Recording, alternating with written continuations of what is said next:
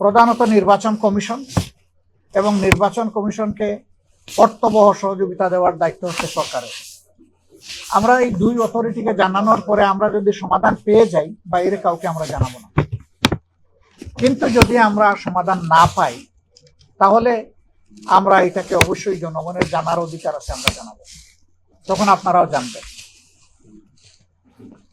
তারা এটা জানতে চেয়েছেন যে আগামীতে যদি আমরা সরকার গঠন করি, তাহলে আমাদের রিলেশন দুনিয়ার বিভিন্ন দেশের সাথে কেমন হবে, আমাদের নাইবরদের সাথে কেমন হবে। আমরা স্পষ্টভাবেই বলেছি যে বিশ্বের সবগুলা শান্তিকামী, সভ্য এবং গণতান্ত্রিক রাষ্ট্র যেগুলো আছে সবার সাথেই আমাদের সম্পর্ক থাকবে, বন্ধুত্বের সম্পর্ক। যারা আমাদের প্রতিবেশী তাদের সাথে অবশ্যই প্রতিবেশী সুলভ সম্পর্ক আমাদের থাকবে, এবং আমরাও প্রত্যাশা করব তারাও আমাদের সাথে প্রতিবেশীর মতোই আচরণ করবেন। সেই আচরণটা হবে পারস্পরিক শ্রদ্ধা এবং সমতার ভিত্তিতে। আমরা কোনো ক্ষেত্রেই কোনো অসমতা দেখতে চাই না।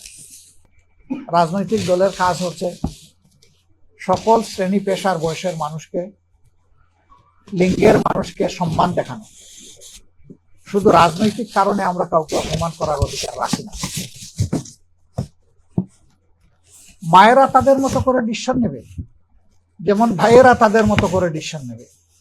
আমি তার ডিসিশন প্রক্রিয়া বাধা দেওয়ার, আমার যদি 10 জনকে ক্যাম্পেইন করার অধিকার থাকে, অবশ্যই তিনি মেল না ফিমেল এ কথা বড় কথা না, তারও অধিকার আছে, তিনিও ক্যাম্পেইন করবেন। আমাদের এই মিউচুয়াল রেসপেক্টের জায়গাটা আমাদের রক্ষা করতে। আমরা চিন্তা করছি নির্বাচন হয়ে যাওয়ার সাথে সাথে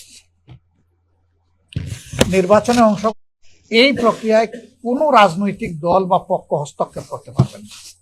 স্বাধীনতা তারা ভোগ করবে।